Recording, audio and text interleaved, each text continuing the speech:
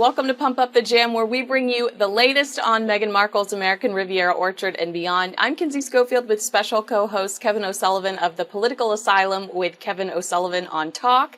Kevin, Meghan Markle was spotted with actress Kimberly Williams Paisley yesterday in Montecito, California. Kimberly is a superstar in the celebrity philanthropy community, works with Michael J. Fox, has a grocery store that her and her husband, Brad Paisley, built in their hometown. So if you're a family that can't afford groceries, you can just walk in and take something off the shelf. I mean, she is the real deal. People are assuming because of this reputation she has for being so charitable, that could be what Meghan specifically is sitting down with her to talk about. Yet Meghan was wearing 61,000 pounds worth of clothing and jewelry during this charitable brainstorming session. Do you think this woman completely lacks self-awareness? Well, I think she does, and I saw that outfit, and I'm stunned that you're telling me it was that expensive, because it was a pair of jeans and a white blouse, wasn't it? But she has a knack of everything she wears is sky-high priced, really, really expensive. So being down with the kids and keeping it real, that isn't Meghan's style. So yeah, how can we be generous? How can we be generous to people, to the underprivileged? Well, maybe don't spend so much on your clothes and give some of the extra money to the poor. That might help. But don't wear 61,000 pounds worth of clothes. Wear, I don't know, 2,000 pounds worth of clothes and give the other 59,000 to worthy causes. There you go. That's how to do it, Meghan. Quite easy. Well, there was also some debate online about how I believe I saw some fans call it predictable that we get a pap shot of Meghan Markle on the same day that they release a picture of Prince George, which I don't believe I don't believe that didn't occur to somebody. That is Prince George's birthday, so they're probably going to release a photo and somebody's probably going to see us out and about in Montecito, two celebrities. But at the same time, I'd argue, and this is a very rare moment for me, but I'll take up for Meghan here. The king did hold his coronation on Archie's birthday. So exactly. I mean, the king deliberately did that, and he stole Archie's march, and that was a disgrace. No, but seriously, Meghan does seem to be incapable of going out for lunch or dinner without being photographed. And you're right, I think she chooses her companions very carefully. So this will be Meghan sort of basically announcing, look how philanthropic I am. I'm with this big philanthropist pal of mine, and I too will be very generous to the underprivileged and those who deserve it. It's pathetic, really. It really is pathetic. What I would suggest, I mean, I don't know Meghan personally, but her friend, right, she's the kind of person that charity comes not only easily to, it comes naturally. With Meghan, being charitable is really, really hard work. I don't think she quite understands it. You shouldn't really have to go out and pick someone's brains about how to be nice to the poor, how to help the underprivileged. It's not rocket science, but for Meghan, it's a very, very difficult concept. You're absolutely right. I want to talk to you about a new piece in Newsweek. There is a story about how Prince Harry and Meghan Markle could potentially, an endorsement from them, how that could affect the election, this upcoming election season. They say that if Meghan Markle and Prince Harry were to endorse anybody, their influence holds 40% of Americans. And while that is kind of a concerning number, What? 20. wait. That I know. What is that, Kinsey? That's about what, 180 million people or something? I don't think so. But carry on. Yeah, so it's a little bit manipulative, that one line in the story, because 21% say they would be likely to vote for who Harry and Meghan were to endorse. 20% say they would be less likely, and then the other percent are like, I don't care. So 21% of Americans I mean, that's frightening enough for me. Said that they would be willing to vote for who Harry and Meghan endorse. When Harry and Meghan were still working royals, they refused to meet with Donald Trump when he visited the UK as president. Do you remember that?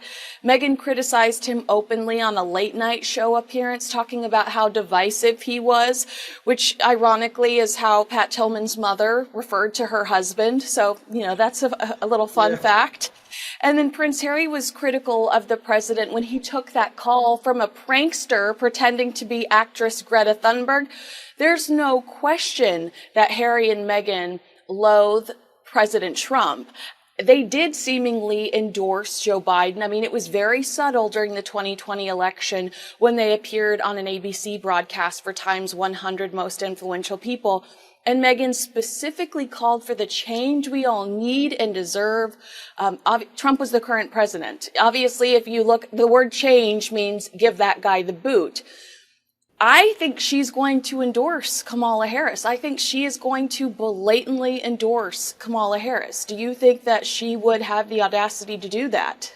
I wonder if she'll blatantly do it. She'll certainly let it be known that she's a Kamala fan. But if I was Donald Trump, I'd be onto Montecito right now and say, hey, Meg, Donald here. For God's sake, endorse Kamala Harris. I need all the help I can get. Because if she endorses Kamala Harris, millions of people won't vote for Kamala. And you know what's really interesting about Kamala Harris? She has this very difficult relationship with the English language insofar as she can hardly speak it. She speaks in sort of woke gobbledygook. She says the same things over and over again. Yeah, she says the same kind of woke, indecipherable claptrap that Meghan comes out with. So I think Meghan will be very, very drawn to her fellow airhead Californian, Kamala Harris. And by extension, wherever Meghan goes, Harry's sure to follow, like the little lapdog that he is. So he'll be supporting Kamala as well, and of course, by extension, Joe Biden and all is dead. But I don't think actually Harry has a political thought in his head. I don't actually think he has any thoughts in his head, but he does do what his wife says. So coming out of Montecito very soon to a TV screen near you, some kind of endorsement of Kamala Harris from the gruesome twosome in Montecito. Whether it will be in your face, vote Kamala, or they'll just imply it, we await to see. But definitely they will want to let it be known, hey, we support the groovy one, the one who believes in fairness and equality and decency and isn't a sexist and isn't a racist. And by extension, aren't we great? Aren't we great? We're all fantastic people because we like the left-wingers. Honestly, Kinsey, it makes me sick. It is so pathetic, it hurts. It's so predictable. And you talk about that generic language they use. We have TJ Maxx here. You have TK Maxx. It's like those bathroom signs or kitchen, live, laugh, love. Like they just talk in these generic terms that you can see on a tea towel. But we do know, you're right, Beyonce has allowed Kamala almost immediately to use her song Freedom. Now, they say Beyonce hasn't officially endorsed Kamala, but you and I know damn well that if Beyonce didn't want that song performed, she'd squash that. It's basically an endorsement for Kamala. In 2020, Meghan appeared at voting digital rallies with Kamala to encourage women to vote. With Hillary, Stacey Abrams, Michelle Obama, Kamala. So, and that, I believe one of the events she did was just 75 days out from the election. So I think we could see something similar to that, just showing up at some rally where you are seeing other Democratic candidates or personalities. And I think this is Meghan's. Go ahead.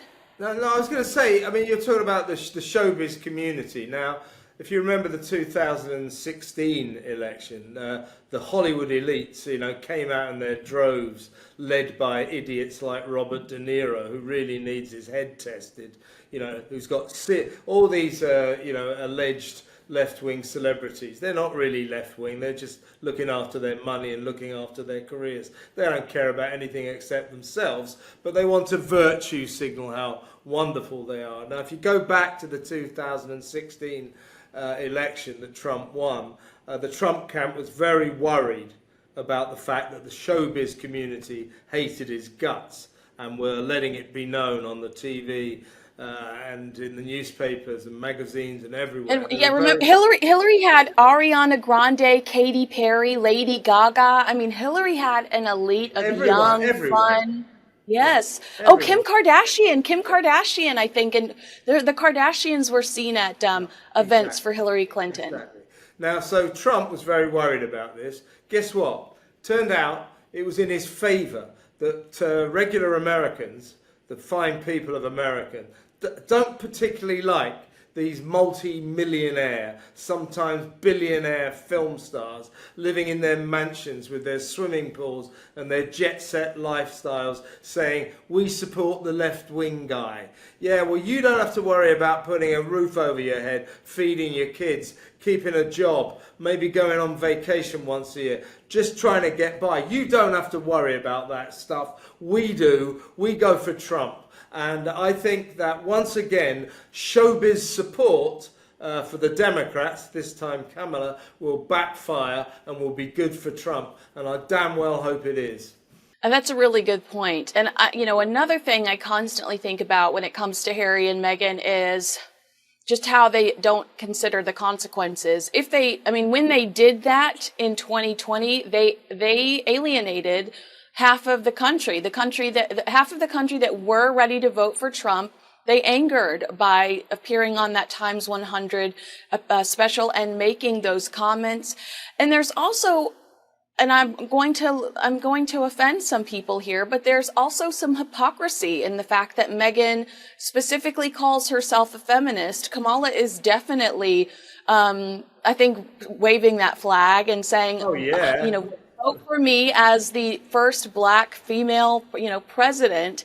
Meanwhile, the Democratic Party has completely obliterated women's sports by allowing trans athletes to compete against biological women. Does she not see the hypocrisy there? I mean, as a California prosecutor, Kamala put over 1,500 people in jail for pot violations, then laughed when she was asked if she'd ever smoked a blunt. She withheld evidence that would have freed an innocent man from death row until the courts forced her hand.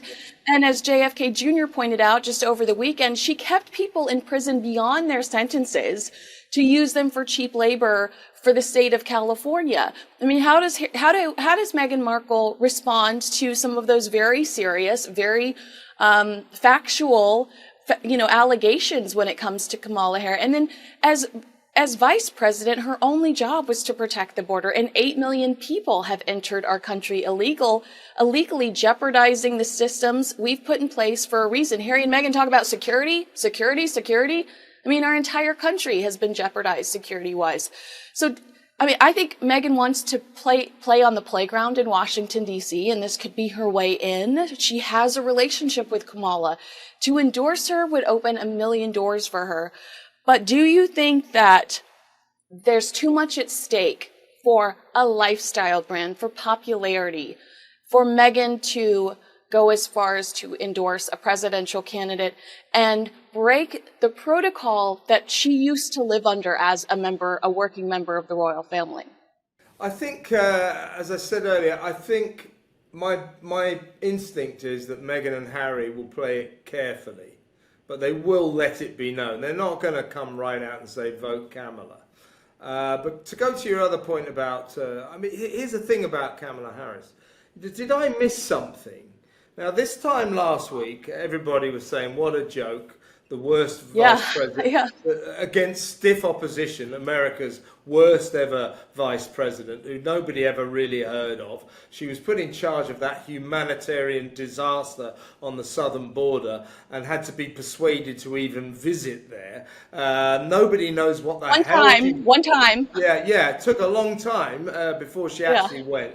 Nobody can put their finger on anything she has ever done since becoming vice president, and now suddenly she's being deified, and everybody's going, "Oh, magnificent Kamala Harris! I mean, she can take Trump on." I mean, it's like we're talking about a different person, and Trump would have preferred to take Biden on, obviously, because the guy was senile. But he's not that bothered about Kamala Harris, let me tell you. Kamala Harris lives in the kind of woke, virtue signaling, politically correct world that is despised by the vast majority of decent Americans who are, as we discussed earlier, like the rest of us, are just trying to get by. They don't have time for all this woke nonsense, all this aren't we great, or look, let's let trans women beat the hell out of women in sports because that's the right thing to do. To go back to the feminism, yes, Meghan supporting Kamala Harris in terms of feminism is pretty dubious because of her track record, despite what she says.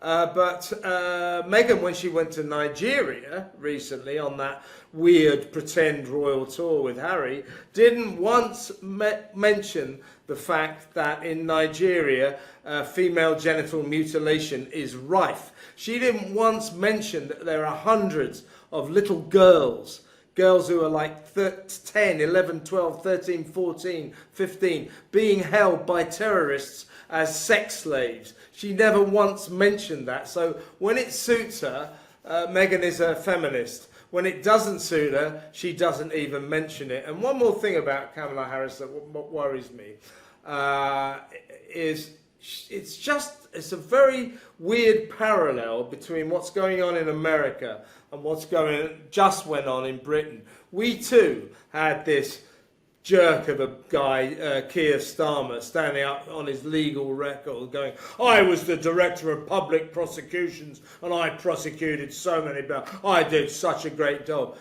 He did an absolute crap job. He was useless. And it's weird the way these lawyers always think they've had brilliant careers. So Kamala Harris is just like Keir Starmer. He's standing like, look, I'm going to stand on my record as the Attorney General of California, and I was such a good prosecutor. No, she wasn't. If Trump has got any sense, he will forensically go through every case she ever prosecuted. And he will find out that she's not so great. So all in all, I mean, Kamala Harris is just another woke hypocrite with tons of money, lives in the Washington bubble, no relationship to the real world. It's people like Kamala Harris and indeed Joe Biden and Jill Biden who are obsessed with diversity, equality and inclusivity. They're the kind of people who say, oh, this is a good person to be in charge of the American Secret Service.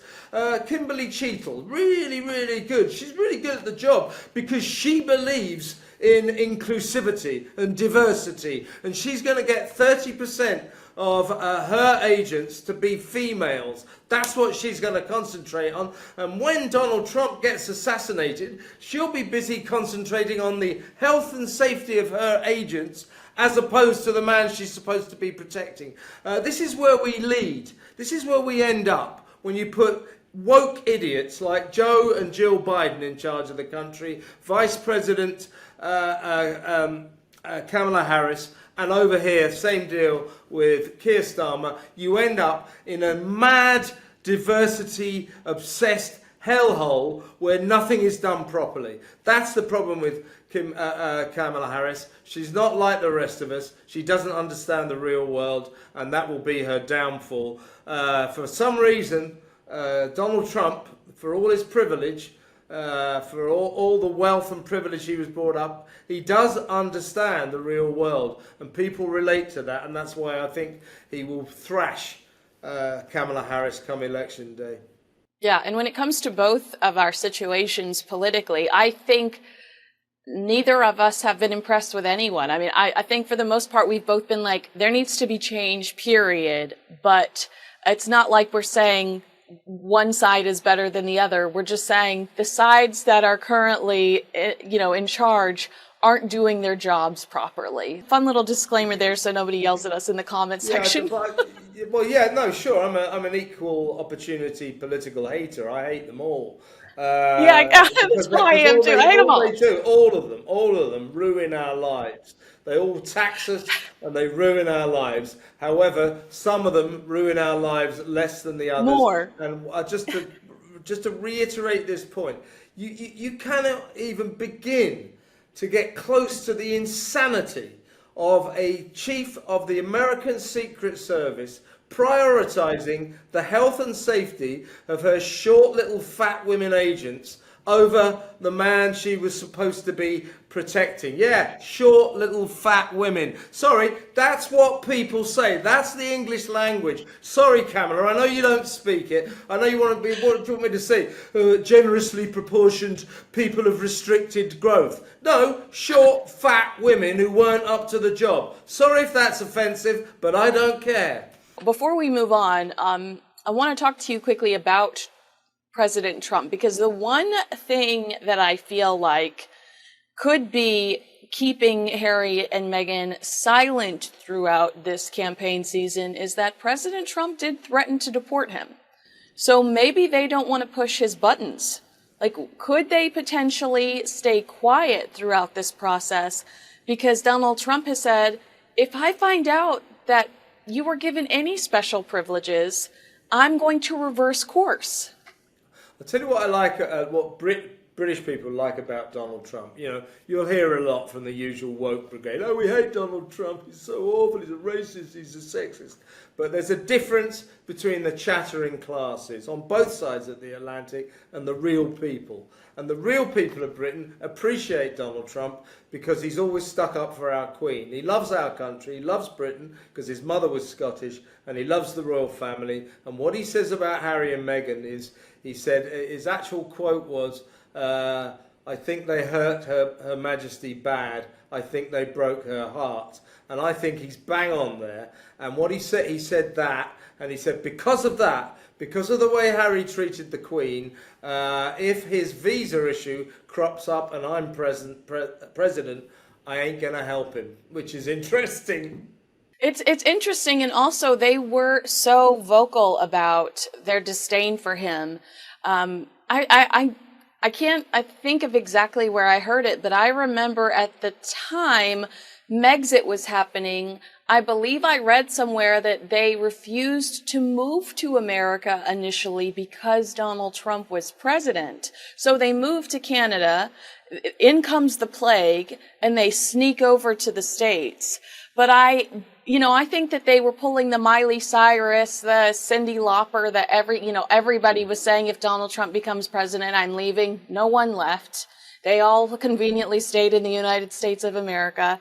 But I do think that he does, I have felt like he would not actually do anything negatively towards Prince Harry because I think he really values his relationship with King Charles. As we discussed recently, King Charles reached out to him personally after the assassination attempt. But if Prince Harry and Meghan Markle try to meddle in what could be a really nasty election, I almost feel like the gloves are off. Yeah, really interesting point. I mean, the good thing about Donald is, he's a pragmatist. He's a businessman and a politician. Businessmen have to be pragmatic, so do politicians. So he'll go with the flow. My suspicion is what will happen if he gets in on November the 5th, and I think that's pretty likely, is he'll just let it ride. He won't say anything about Harry and Meghan. But as you say, this depends on how vocal they are between now and November the 5th. If they start coming out shouting and screaming about vote Kamala, then Donald will be having a close look at Harry's visa when he gets into power.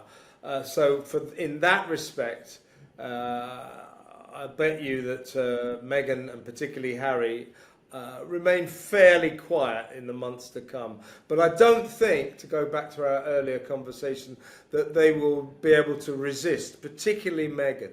She won't be able to resist saying, hey, I support the nice guys, proving that I too am very nice. That's her all over, isn't it? 100%. And how stupid when you're about to launch a lifestyle brand and a brand new TV show and you need people, and they're trying to change their image, and you need people to like you, to buy your salad dressing and to buy your overpriced jam, which how many days since she launched American Riviera Orchard? March was when she launched it. So what Yeah, is that? and we April, have May, nothing June. That's tangible. 5 months ago. Sell something. So I she's like, mean, it's like it's incubating a like it's like fetus. it's like if I open a shop, right? Oh, I've opened a shop on the high street. Okay, we're open for Coming business. soon. What can I buy? Oh, nothing. No, you can't buy anything.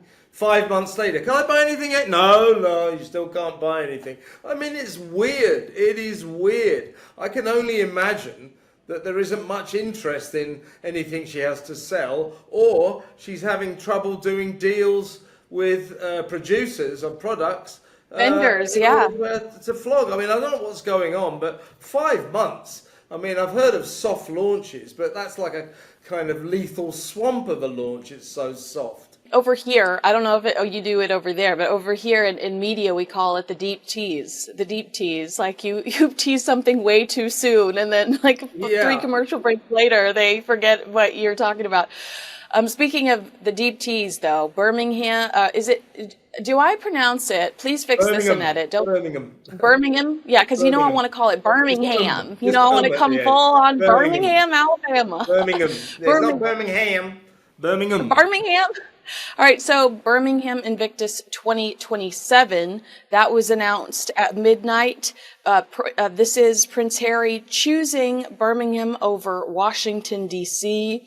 I can't even feign interest in this right now because it's so far away. But the debate is whether Meghan Markle will show up at this 2027 Invictus Games. I don't even know if they're still going to be married. So really, what are we doing here? Yeah, well, I don't think she will, and I think this is very strange. All of this, I think it would have been a great move for the Invictus Games, to take place in Washington D.C. But for some reason, he's decided to come back to Britain, and she won't come. I mean, she won't come for 2 reasons. Because he will still be bleating on about the security risks to his family. He's still wasting, millions of dollars. It's over £1 million, and he's still spending the money on this fatuous, pointless lawsuit against Britain's Home Office, the Home Security Department, in American terms, because when he comes to Britain, or when his family come to Britain, or Meghan and him, they are no longer entitled to armed police protection. So cops with guns, they don't get. He's furious. I mean, this is an old story. He's been pursuing this now for a couple of years. He's furious because he says he should get armed police protection. It has been decided by the authorities here, by the police, by the special body that looks after the security of the royal family, and by our courts, that Harry and Meghan, since they're not frontline working royals, do not warrant armed police protection. But he will not let this drop, and he will still be moaning on about it, I guarantee you, in 2027, because he's suing the Home Office again, but he'll lose the case. There's no doubt about it. For some reason, he seems to want to take great mountains of his own money and set fire to it and just pour it down the illegal drain in Britain. He's not going to win that case. So in 2027, he'll still be banging the drums and say, oh, well, my wife and my kids can't come because it's not safe. It's not safe. So that story will still be trundling on. And you have to wonder why he's chosen Birmingham over Washington, D.C. Maybe because he wants to make this point again. I think you're right. It's like he weaponizes this idea to hurt his family PR-wise, to say, my children aren't even safe in my father's country. And it's just kind of like, Harry, he would ensure that you were safe, but because you're so ridiculous and over the top about everything, people hesitate to help you and to do nice things for you. Because you're just, and then I accidentally said earlier today, because I was kind of caught off guard with the question, I was like, I don't think she's been there since the Queen's funeral, but that's not right. She's been there twice. She just refused to get off the plane on their way to, on their way to, where were they headed? She was on her way to Germany, wasn't she? I do believe, to Dusseldorf. Yeah, and they just pre Invictus Games events. You know, I think that she just got stuck on a plane that went via London. But will she ever step out of an airport here again? I say no. And, you know, Harry will say, well, it's because of the safety aspects. From her point of view, it's not that. The reason that Meghan doesn't want to come to Britain is that she knows that everybody here hates her now. They really don't like her. A recent poll revealed that those who are even prepared to give her the time of day, even prepared to ever think about her in this country, 18%, 1/8.